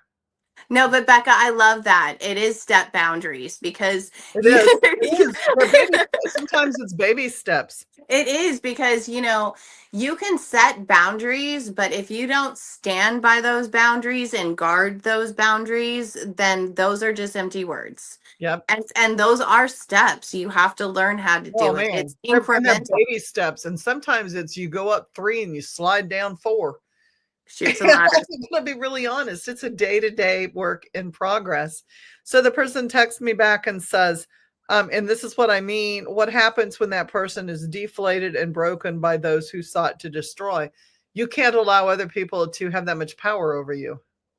And that No. is easier said than done. I don't mean that in a facetious or a what's the word, a simplistic way. But you have to have enough fear, enough basis in yourself. You have to have enough, what's the word I'm looking for? It's not ego. You have to have enough faith in yourself and your guides that doesn't happen. Like, you have to know who you are walking in your path at all times, to not let someone else have that ability, if that makes sense. Yeah, well, it does make sense, but I would like to add to that. So, like, one of my favorite cards in the tarot deck is the Tower. Mm-hmm. And maybe it's because I'm an Aries and I'm just like, yeah, kapow. But like sometimes you do need to break down like entirely, like who you are to be, well, who you were, so you can become who you are. And like those people, the people who tend to take more than they're entitled to, and that use and abuse and break us, like that is their purpose, unfortunately, in the ecology. They are meant to be that tower. They're meant to break us down. They're meant to take all of the old rigid structures, the old rules that we've been playing by, and break them down to rubble so we can build our lives from the rules that are actually right for us and healthy for us and allow us to be who we're meant to be, not Right, who we were told we were. right. No, know your worth, and also, yeah, what you said. I mean, that was worded so well. Because there are people that are designed to take away and destroy. There are destructors out there, like there are builders out there, and not allowing building your tower in a way that is not that it's earthquake proof. It's hurricane proof. It's no matter what happens, a little bit of it may crumble, but you're not going to lose your foundation. You can never lose your foundation. Hmm. Yeah, and I found that like when we do tend to feel like we don't know who we are or what our foundation is, or that it's been completely decimated by like a nuclear bomb, then I mean, the one thing about that is the grass will grow again, Mm-hmm, life starts again. mm-hmm. And it's like, yeah, it sucks, but then I mean, it's seeing the opportunity for regrowth. So I'm always geared towards post traumatic growth, which is kind of a tricky thing. I mean, because you have to go through a lot of hell quite literally to even get there. And then, I mean, I didn't even know it was a thing until I was in it, and then other people gave me the words to recognize it. Right. But a lot of that just it was again me turning from what's going wrong to what's going right. What am I doing right? And it's just like, if somebody's feeding off of me, and believe me, they have fed and they have fed and they have fed, then I'm doing something right. Yeah. It's not me who needs them. They need me. And I'm not going to listen to their lies anymore. And you know when you're being lied to about yourself, because you're going to feel like shit. And you're going to be like, that's not me. That doesn't fit. But like, if you feel that way, then you fold that piece of truth up and you put it in your back pocket and you keep it to yourself and you just walk the other way, because it doesn't matter what you do, what dress you put on, what kind of makeup, how you You're prop never your going to boobs make up. them happy. You And why will would you never want to? be that. Exactly. You never will. So going on. So aren't said people permitted to respond with the emotions from how they were treated? And if they don't respond, then they're not able to fully address the emotional attack and release the emotions to heal. Well, responding is different than reacting. And Responding is definitely different. And staying in the place where you continue to react and continue to allow them the power over you is another thing too, because they're renting space they're renting space in your body and in your emotions in your head that they're not paying for. no. It's taking a toll on them, not you. And that is something we allow. It is. If it's attacking me, I'm allowing it by continually dwelling on that, rather than, you know what, I'm going to take this and I'm going to be like, I'm done. Like, I'm choosing to put that energy into someone else or something else. They're not going to be a thought, THOT, for those of you listening, a thought in my head. They're not. That's what they are. They're thoughts, THOTs. They're nothings. They're little nothings to me. I'm going to go, you can talk about me and you can talk about my lives, or you can talk about anything that's going on. Mm-hmm. And that's fine. I'm going to go make some spray and I'm going to go work on some person and I'm going to go do something that's going to better the world and not engage in the shit show.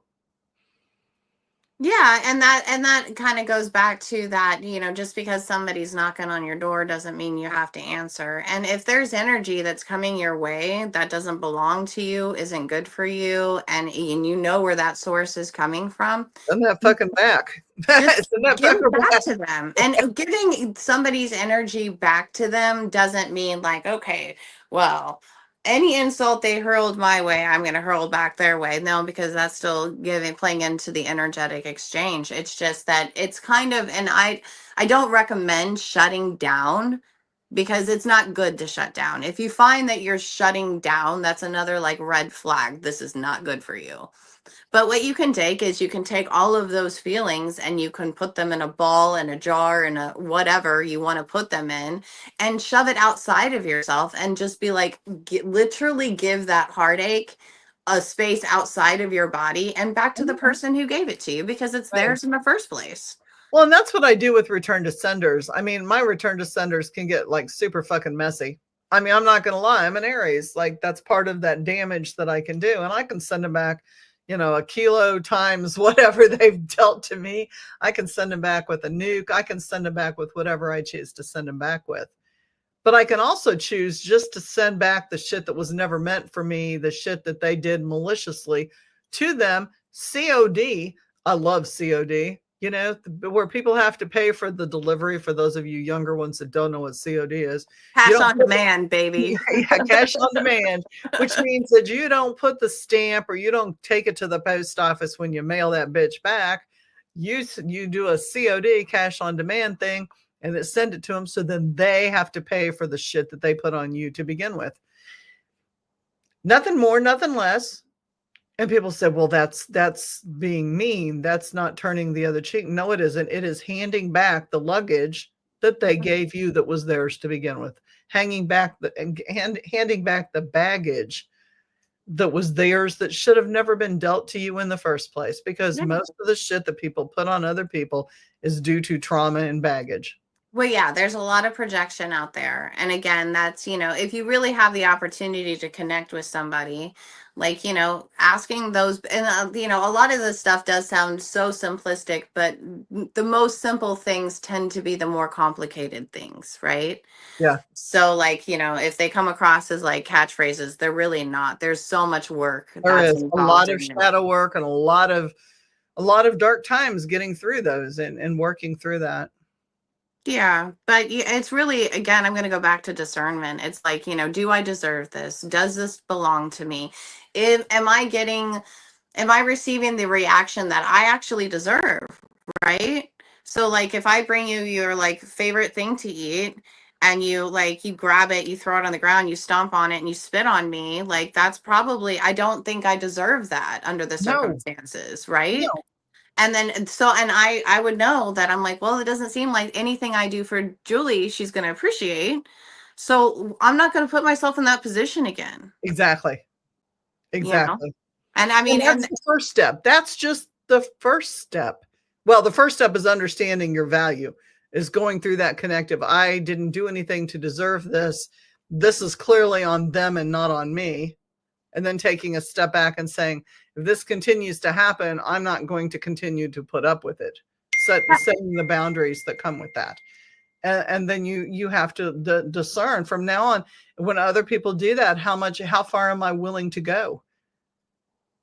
And you tend to go backwards with your boundary line, not moving further away from you, but you get closer and closer with people so that it only takes one red flag. And then you're like, you know what? That's the big red flag. It's not a tiny little yellow warning light. It's a big red flag. I'm not going to engage in this.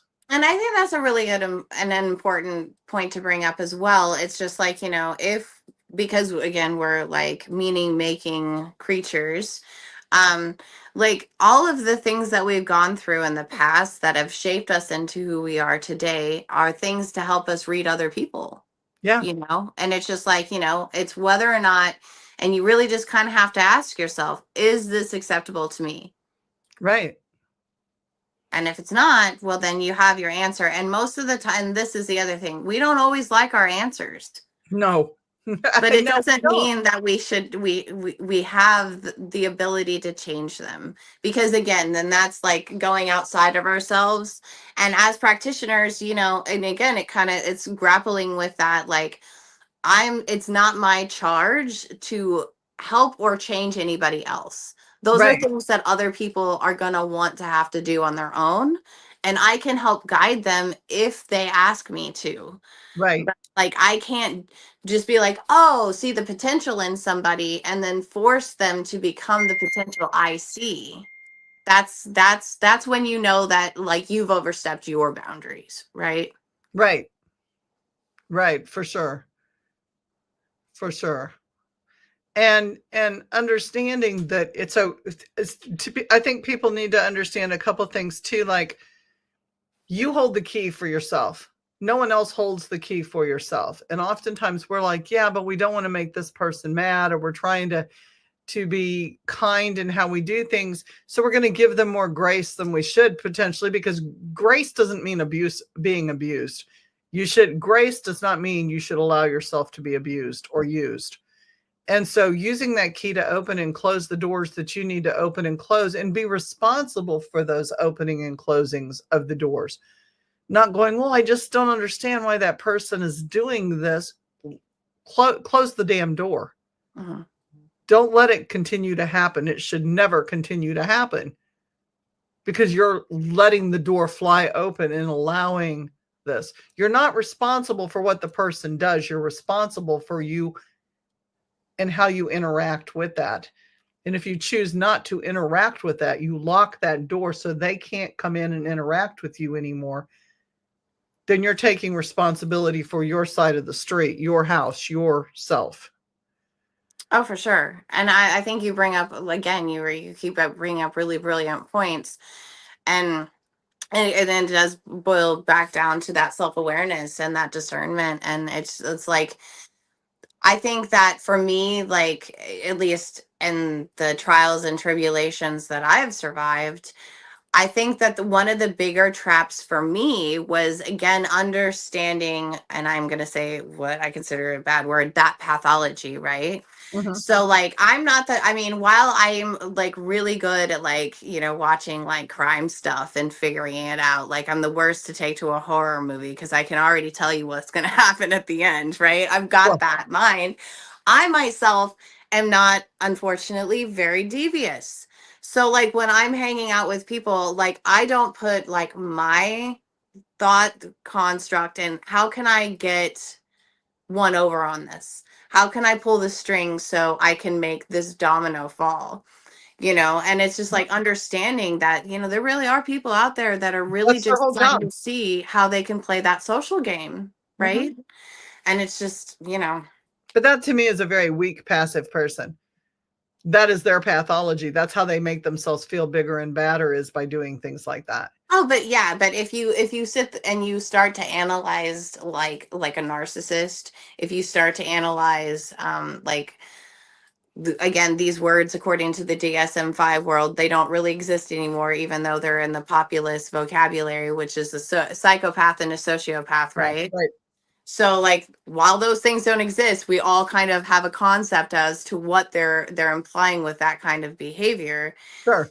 Like, I actually forgot the point that I was making just because I was distinguishing that those words don't exist anymore. But I think that when you start, yeah, when you analyze those people and you start to pay attention, they can be really brilliant at the steps and mechanisms that they use to be able to manipulate people. Well, sure. Don't get me wrong, it's absolutely breathtaking. It's a life skill. That's how they've survived. That's right. That's what makes the organism successful in there. But like if you like boil down to, again, what are their motivations, you usually find again that there are those root causes, and they are like, I mean, I've said it a billion times. I'm like, I think that emotional vampires are weak.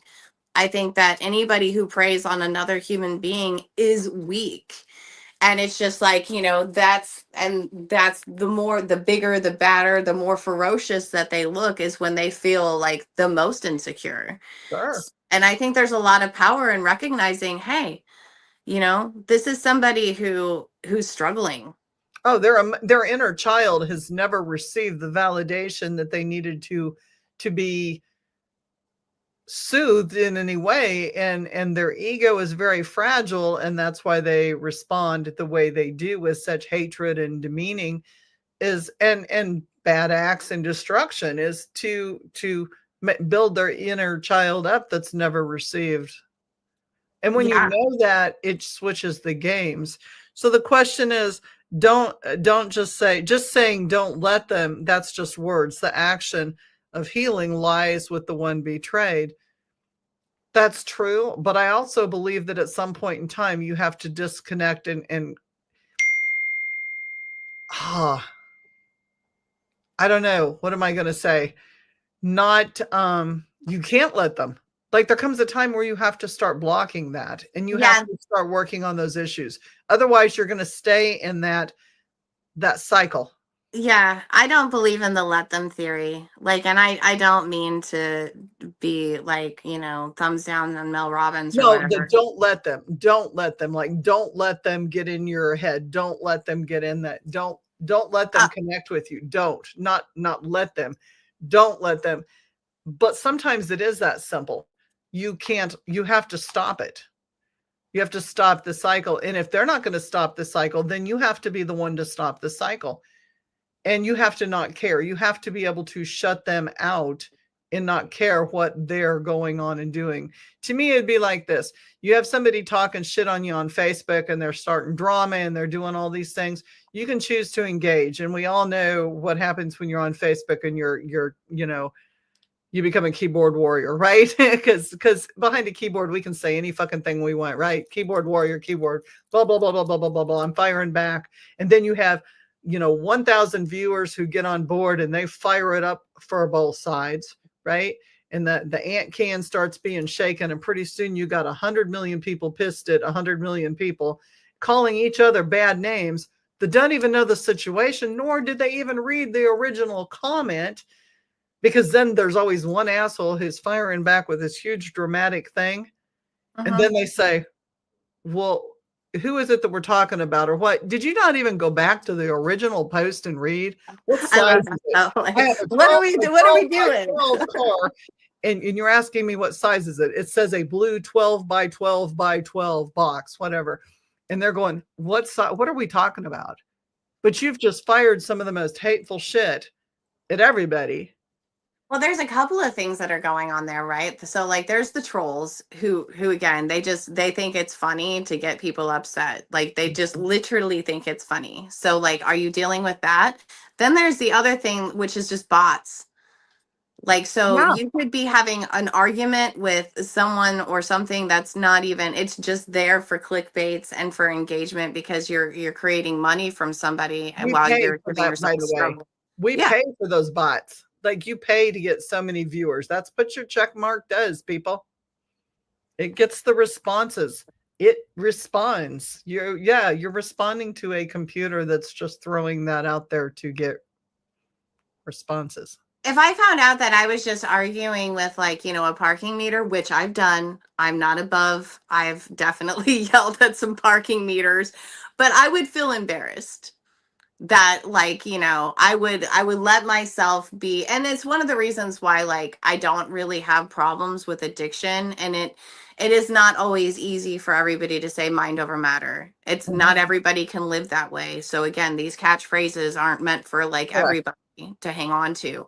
But it's one of those things where the concept, and this is a me problem, maybe I'm spilling my beans too much here on YouTube, but like the concept of having something have control over me is just too much for me to take. I'm like, especially if I'm like, oh my gosh, it's a bottle, like this substance has control over my whole being, over where I put my money, the decisions I make, and all of those things. And I mean, the same thing is true like when somebody's coming just to manipulate my emotions. And that can be on a positive spectrum as well. It doesn't always have to be in a negative connotation, but it doesn't, like, it's, it's hard not to just want to jump in to anything. It is.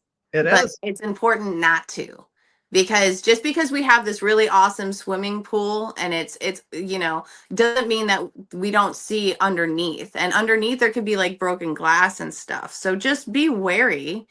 And it's hard not to get involved in emotional contagion.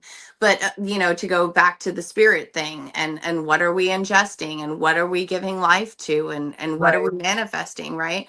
Social contagion is a real thing. It's not just some hippie concept that we came up with smoking weed underneath a tree. It's scientifically sound. Like if one person in a room is wanting to start a fight, I guarantee you, if there's other people in that room, they're going to start a fight. Absolutely. They can get the whole room brawling, and that's that emotional contagion. It's just like, are you going to let yourself be manipulated by whatever it is that you're seeing, hearing, smelling, feeling, whatever it is? And add psychopathy to it and shit. Boom. There's the gasoline or the kerosene that was needed. Wasn't needed to kick it big time. And yeah, I mean, take the time. I think, the points brought up, don't you take the time to heal? Yes, you take the time to heal, but healing and sinking in quicksand are very much similar. We can get caught up. And I did that. I'm the first one to speak about that. I did that for 5 fucking months, healing from my knee. I mean, it was going on 6 months and I was healing, man. I did so much shadow work. I'm working through shit, right? I'm working through shit, literally working through shit. I was also treading and sinking in the shit and creating more shit while I was doing it. Yeah, well, because you get so caught up in the negative, like you said, the glass half full, the glass half empty. If I'm dwelling on all the shit that's coming in and all the negative, and I'm healing, but I think I'm healing, it's under the guise of healing, but I don't realize that over 50% of my healing is negative. what these people have done, wallowing. I hate the word wallowing, but wallowing is the word I want to use. That's not healing. That's not constructive. That is destructive. Yeah, and that's really hard. It's been hard for me, like when I've come across people, because it's like for me, like I always want to be better. Like, but that's a me thing again. So like I have to understand what belongs to me. But like, you know, there is a real reality out there that like, you know, well, there's stages of healing. And some of that is just going like, what the hell happened to me? Right. And that can take years. That can take years, especially if you don't know how to validate what's been going on. And it is easy to just kind of stay in that mode. And you're right. And instead of healing, more muck just kind of comes tumbling down. Well, and it's familiar. By then it's familiar, and so we stay with what's familiar, and it feeds, and we don't understand that we're feeding our own negative, and really we're sucking ourselves dry. Yeah, and then, you know, but there's also some people who don't believe that it's possible to feel anything other than what they're feeling. And you're right. You know, it is familiar to not feel that or to carry those things. They almost feel guilty not carrying those chains around them. And so I think it's also, you know, do you believe that you should heal? Do you give yourself permission to heal? Do you give yourself permission to have a voice in the relationship? You know, like, I mean, probably the worst thing that I had to recognize is that with all of the jerks out there that I've interfaced with, there's also been wonderful people. So please don't ever think that there weren't wonderful people along the way. But and so grateful for those. It's not you have to. Okay, hang on. I've got 3 formats going, and I have to read. Like I'm trying to follow, and a haunted house on top of it that I'm dealing with. Right. Take time to heal. Not if you can. Not if you continue to learn by the way you need to process the traumas. It's not destruction if you learn what you need to heal. Yeah. No, that's true. That's true. I mean, you have to, but make sure that at least 75% of it is positive. If you're 50-50, then it's you're balancing out. You're not moving forward. Does that make sense? Like if you're learning, but you're also still dwelling in the pain, you're probably leveling out. You're not really moving forward. You may think you're moving forward, but your fight or flight may still be triggered. And if your fight or flight is still triggered, then you have to get yourself out of that 50-50 to start moving forward. Yeah. And also for me, like when I was learning like how post-traumatic stress disorder manifests like in humans, right? Like there are certain symptomologies that come up, right? And some of those are invasive thoughts, right? Intrusive thoughts. And then there's like reliving the trauma and reliving the trauma. So we do that. And sometimes we do that because we're scanning the situation for what could I have done better? What did I miss? You know, those kinds of things. And that's processing. So, and that can take a long time and it can be frustrating, but it is a process.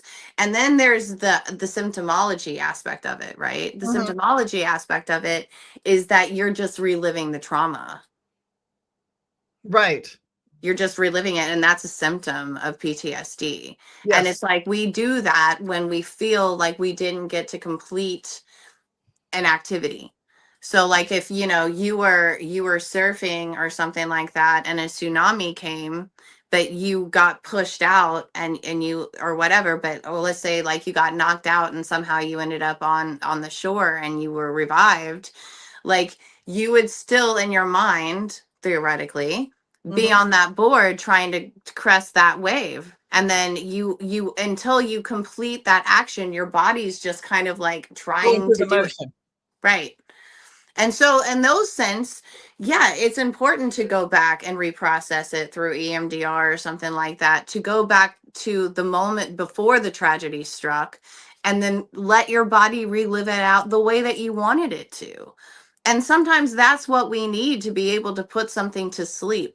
But if we're expecting somebody on the other side, the witnesser, the observer, or whatever, the person we're interacting with, to appreciate that, and that would offer closure to us, that is something that is not guaranteed. Right. Well, and I think the other side of that is, like how I process it is I go in and I try to view it through my inner child. Like because most of my responses are probably more inner child hurt feelings responses.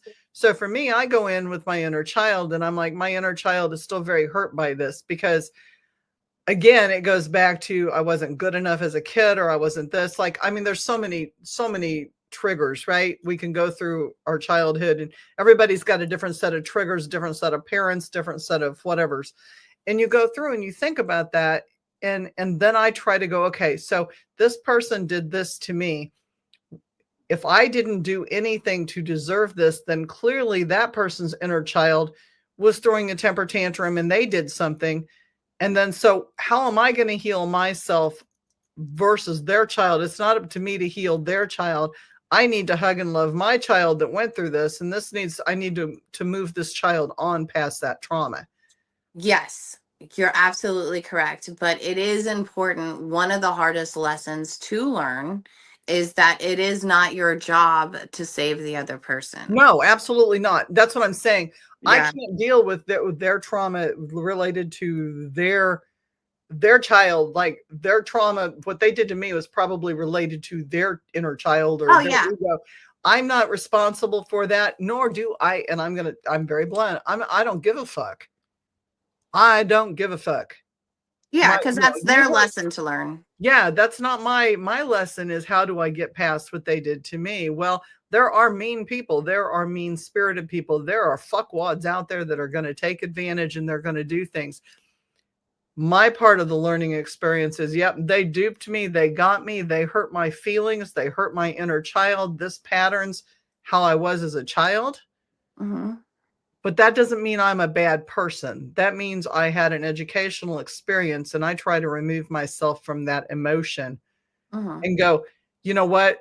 This was the path of an excellent opportunity to learn and excel rather than they hurt me.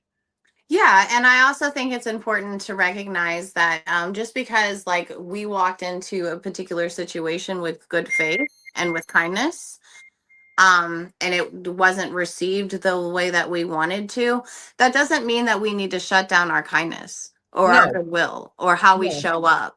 Because again, that was somebody else who dropped the ball. That was a missed opportunity for them. Not everybody can handle like a pitch from a stellar pitcher. Like it'll break their hands. So like not everybody's meant for awesome, like and it's just like you mentioned ball sports, boom. Exactly. It's like I caught it with my head. And every time that's trauma in itself right there for me. No kickball, no ball sports, right in the face. So yeah, we do have to move on and providing safe space to heal, which is important, Yeah, it is. And I think that, all of those are lessons that come in the box, the acceptance box, because I don't think acceptance is just one piece. Oh gosh, no.